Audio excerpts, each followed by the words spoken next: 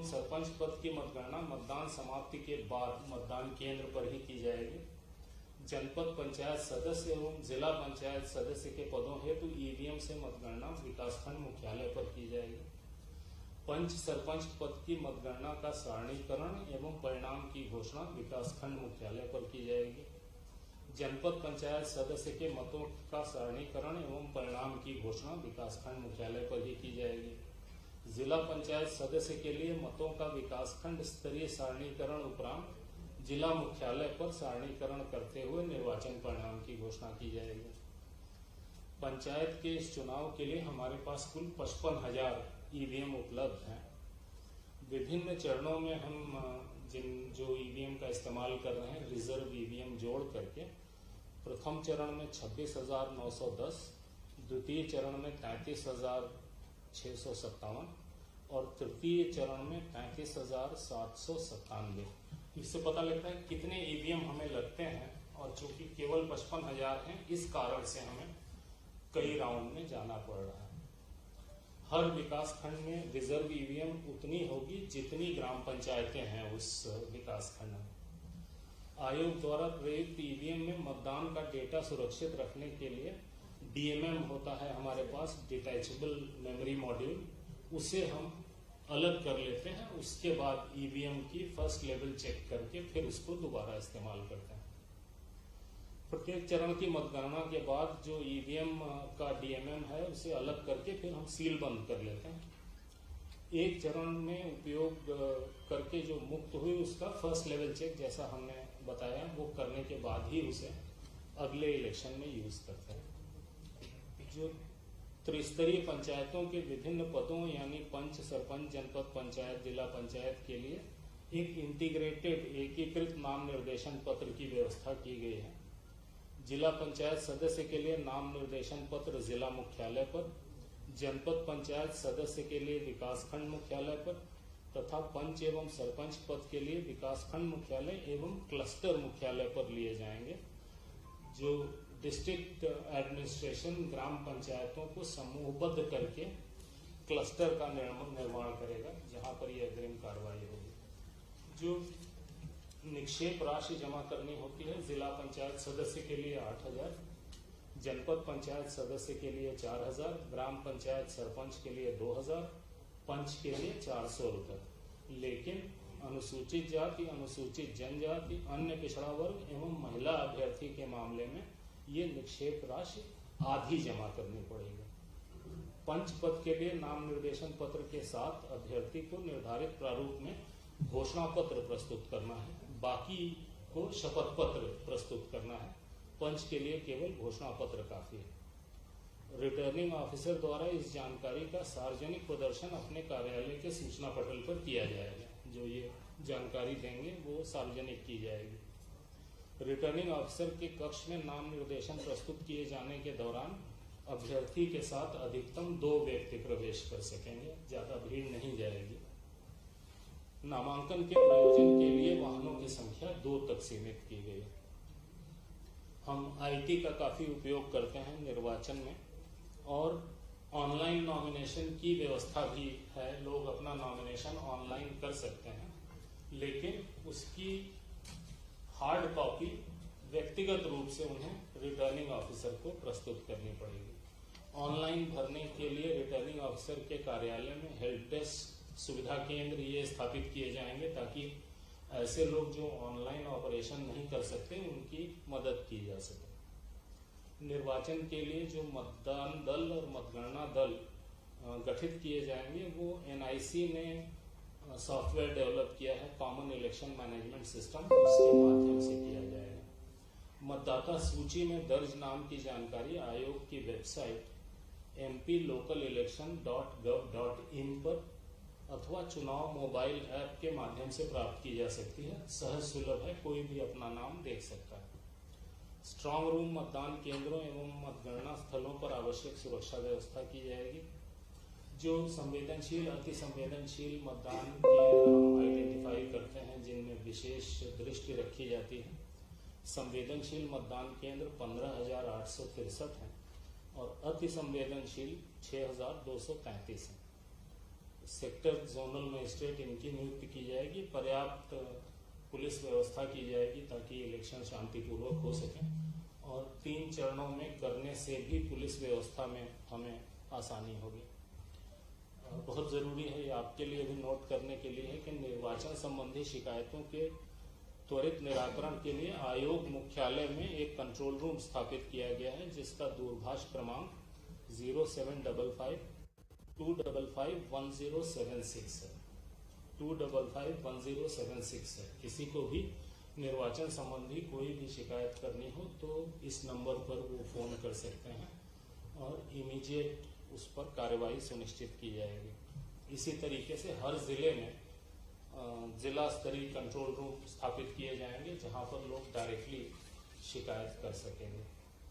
हम लोग निर्वाचन के पर्यवेक्षण के लिए हर जिले में प्रेक्षक नियुक्त करते हैं। उन्हें जब मतदाता सूची बन रही होती है तो भी हर स्टेज में हम उन्हें जिले में भेजते रहते हैं और उनसे रिपोर्ट लेते हैं। बहुत सारी वोटर लिस्ट को लेकर शिकायतें हमें मिली थी, कुछ हमने जिला प्रशासन से जांच कराई, कुछ हमने अपने प्रेक्षकों से जांच कराई, और ऐसी शिकायतें जो हमें लगी कि बहुत सीरियस नेचर की हैं, उसमें जिला प्रशासन के साथ साथ हमने पैरेलल जांच अपने प्रेक्षक से भी कराई ताकि सही स्थिति ज्यादा हमारे सामने स्पष्ट हो सके। मतदाता जागरूकता के लिए systematic education, nurturing, sensitization, electorate से संबंधित गतिविधियों का आयोजन करते हैं हम लोग कंटिन्यूअसली, अभी इस बीच में और करेंगे। मतदाताओं को ईवीएम की कार्यप्रणाली से अवगत कराते हुए अधिक से अधिक मतदान करने के लिए प्रेरित किया जा रहा है। हमारी जिम्मेदारियों में से एक जिम्मेदारी ये भी है कि ज्यादा से ज्यादा लोग चुनाव में भाग लें। मतदान के दौरान कोविड संक्रमण से बचाव के लिए हमने क्या क्या प्रबंध किए हैं ये भी हम मतदाताओं को लगातार बताते जा रहे हैं ताकि उन्हें पता लगे कि उनकी सुरक्षा के लिए क्या किया जा रहा है, उसके साथ साथ उन्हें खुद अपनी सुरक्षा के लिए क्या करना है ये जानकारी दी जा रही है। आज जैसे ही चुनाव की घोषणा होती है वैसे ही आदर्श आचरण संहिता लागू हो जाएगी। मतदाताओं को प्रभावित करने संबंधी घटनाओं पर नियंत्रण के लिए आदर्श आचरण संहिता लगती है और परिणाम घोषित होने तक ये प्रभावशील रहेगी। आदर्श आचरण संहिता के प्रावधान राजनीतिक दलों पर भी लागू होते हैं, हालांकि चुनाव नॉन पार्टी बेसिस पर होते हैं, लेकिन model code of conduct political parties पर भी लगता है, उन्हें भी इसका पूरी तरीके से पालन करना होता है। अभ्यर्थियों पर शासकीय विभागों, कर्मियों, त्रिस्तरीय पंचायतों के पदाधिकारियों एवं कर्मचारियों सब पर लागू होता है। इनफैक्ट हम जब जैसे ही इलेक्शन डिक्लेयर करते हैं वैसे ही हम चीफ सेक्रेटरी को पत्र लिखते हैं 500 कॉपियों के साथ आदर्श आचरण संहिता की, कि वो हर विभाग तक वो पहुंचा दें और उन्हें इंस्ट्रक्ट करें कि ये आदर्श आचरण संहिता है। पूरी की पूरी गवर्नमेंट, सारे के सारे सरकारी विभाग इसका पालन करें। निर्वाचन के दौरान किसी भी अभ्यर्थी को प्रचार हेतु सभा, रैली, जुलूस आदि आयोजन के पूर्व सक्षम प्राधिकारी की अनुमति लेना अनिवार्य होगा। मतदान समाप्ति के समय से 48 घंटे पूर्व की कालावधि के दौरान सार्वजनिक सभा, जुलूस, रैली आदि पर प्रतिबंध रहेगा। अंतिम पैराग्राफ तक पहुंचा हूं, धीरे छूट गया। ये सब नहीं मिलेगा आपको, मुद्दे की बात मिलेगी। नहीं, आपका सदैव स्वागत है। हम भागते इसलिए हैं क्योंकि आप केवल डेट पूछते हो जो हम बता नहीं सकते। आज हम बता सकते हैं तो हमने खुद सबको बुलाया। ठीक है। आयोग ने कोविड से बचाव के लिए ढेर सारे निर्देश जारी किए हैं, वो वही हैं जिनसे आप बार बार परिचित हैं, तो जो आप चाहते हैं वो बता दें आपको। निर्वाचन की सूचना का प्रकाशन और नाम निर्देशन पत्र प्राप्त करना, ये प्रथम चरण के लिए 13/12/2021 यानी 13 तारीख से निर्वाचन की सूचना का प्रकाशन किया जाएगा और नाम निर्देशन पत्र प्राप्त करना शुरू हो जाएगा। नाम निर्देशन पत्र प्राप्त करने की अंतिम तारीख 20 दिसंबर। नाम निर्देशन पत्रों की संवीक्षा यानी जांच 21 दिसंबर। नाम वापस लेने की अंतिम तारीख 23/12 और इसी दिन सिंबल अलॉटमेंट होगा। मतदान यदि आवश्यक हो, हम ऐसा इसलिए कहते हैं कि पंच के पद के लिए कई बार कुछ जगहों पर या कई जगहों पर इलेक्शन नहीं होते हैं। मतदान 6 जनवरी 2022 पहले चरण का। मतदान केंद्र पर की जाने वाली मतगणना केवल पंच और सरपंच के लिए 6 जनवरी। जनपद पंचायत सदस्य एवं जिला पंचायत सदस्य की विकासखंड मुख्यालय पर ईवीएम से की जाने वाली मतगणना 10 जनवरी। पंच सरपंच पद की मतदान केंद्र पर की गई मतगणना का सारणीकरण और परिणाम की घोषणा और पंच सरपंच पद की विकासखंड मुख्यालय पर की जाने वाली मतगणना सारणीकरण निर्वाचन परिणाम की घोषणा 11 जनवरी। जनपद पंचायत सदस्य पद के लिए मतों का सारणीकरण और निर्वाचन परिणाम की घोषणा जिला पंचायत सदस्य पद के लिए मतों का विकासखंड स्तरीय सारणीकरण 22 तारीख को 22 फरवरी। जिला पंचायत सदस्य पद के लिए मतों का जिला मुख्यालय पर सारणीकरण एवं निर्वाचन परिणाम की घोषणा 23 फरवरी। द्वितीय चरण में निर्वाचन पद की सूचना का प्रकाशन 13/12 सेम डेट। नाम निर्देशन पत्र प्राप्त करने की अंतिम तारीख 20/12। संवीक्षा 21/12। नाम वापस लेने की तारीख 23/12। मतदान 28/1। हमें गैप देना पड़ता है 15-20 दिन का, ताकि हम डीएमएम निकाल करके और ईवीएम का फर्स्ट लेवल चेक करके ईवीएम क्लीनिंग करके उसे अगले चुनाव के लिए तैयार कर सकें। मतगणना पंच सरपंच की 28/1।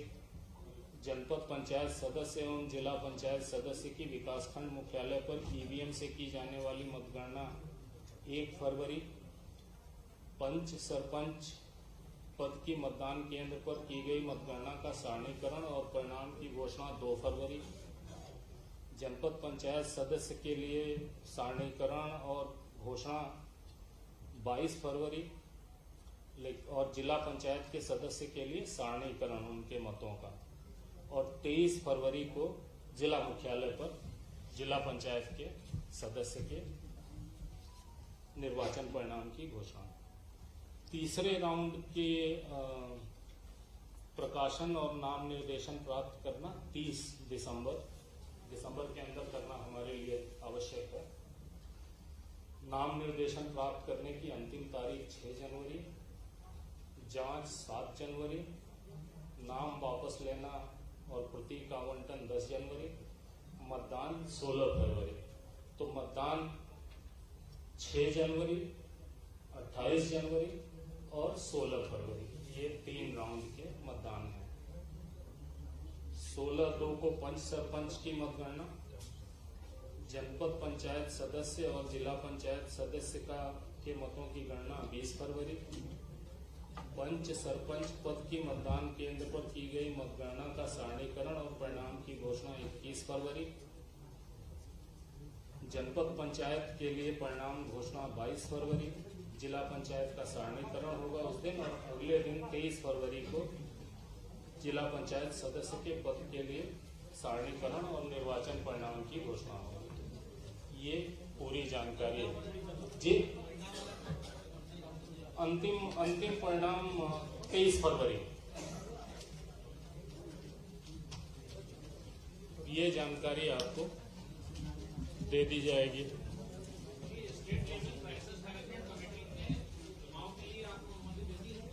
मुझे जरूरत नहीं है, हम एक कॉन्स्टिट्यूशनल बॉडी हैं और हाई कोर्ट में कुछ केसेस लगे थे जिसमें किसी ने कहा था कि जिला पंचायत चुनाव में देर हो रही, जल्दी कराइए। किसी ने कहा था कि कोविड फैल रहा है, जल्दी करिए। आज की तारीख में एज ऑफ टुडे पूरे प्रदेश में 128 केस है। 52 जिलों में 128 केस बहुत ही छोटा नंबर है। तो परिस्थितियां अनुकूल हैं चुनाव की। टोटल 128 हैं पूरे प्रदेश में। IAS ऑफिसर एसोसिएशन ने अपना कार्यक्रम स्थगित कर दिया है। हाँ, उसके हम भी IAS अधिकारी हैं भूतपूर्व। उसके कई कारण हैं, कोरोना उसका कारण नहीं है। शांत रहे तो बात सुनाई देगी जी।